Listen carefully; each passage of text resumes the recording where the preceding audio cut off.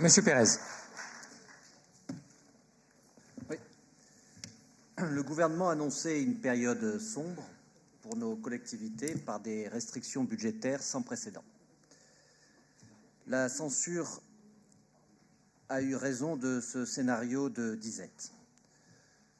Nos collectivités, et Marseille en première ligne, doivent faire face aux défis de la justice sociale et de la justice climatique. Or, ce défi, il requiert un accompagnement fort de l'État et bien évidemment, nos vœux portent sur un nouveau budget qui permette à nos collectivités d'avoir les moyens de faire face à ce défi pour permettre à la France de rentrer dans ce 21e siècle. Aujourd'hui, nous est présenté le budget primitif et je voudrais saluer la sagesse et la prudence de notre collègue M. Canicave qui a su élaborer un budget dans un flou juridique produit par l'absence de loi de finances. Ce budget, il met l'accent sur la transition écologique et on ne peut que s'en féliciter dans un moment singulier où l'on vient d'apprendre que 2024 sera bien l'année la plus chaude jamais enregistrée. Je voudrais saluer d'abord le soutien financier sur la stratégie de développement des énergies renouvelables à Marseille, initiée par le service climat Air Énergie dans le cadre du label des 100 villes.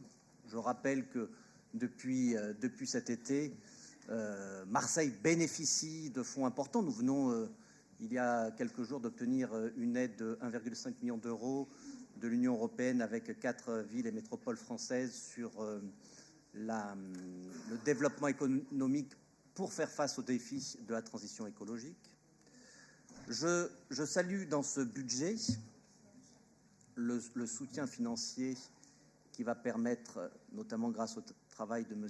Barle, l'installation du premier réseau de chaleur urbain dans les quartiers nord. Et ce n'est pas rien, c'est un raccordement à quasiment 50 000 logements sociaux, copropriétés dégradées ou bâtiments publics.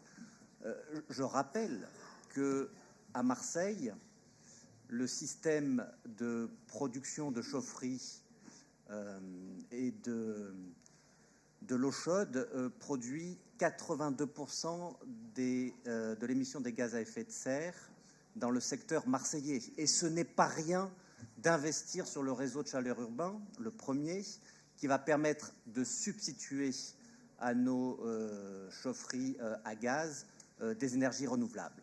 Mais l'objectif principal, je le rappelle, c'est de diminuer la facture énergétique des Marseillais et des Marseillaises afin qu'elle soit bien évidemment moins impactée par l'augmentation des prix du gaz et de l'électricité.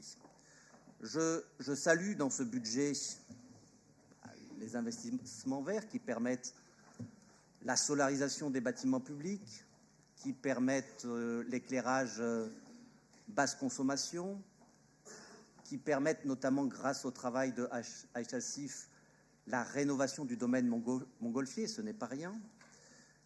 Je salue également, puisque je vois que ça fait polémique, grâce au travail de Théo Chaland-Névoré, de Madame Benahouda, je salue effectivement cette augmentation des budgets participatifs. Ce n'est pas rien de donner aux habitants, aux habitantes du pouvoir pour qu'ils puissent décider du devenir de leur environnement urbain.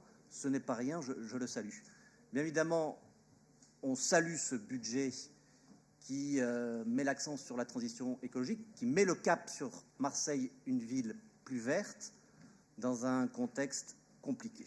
Merci.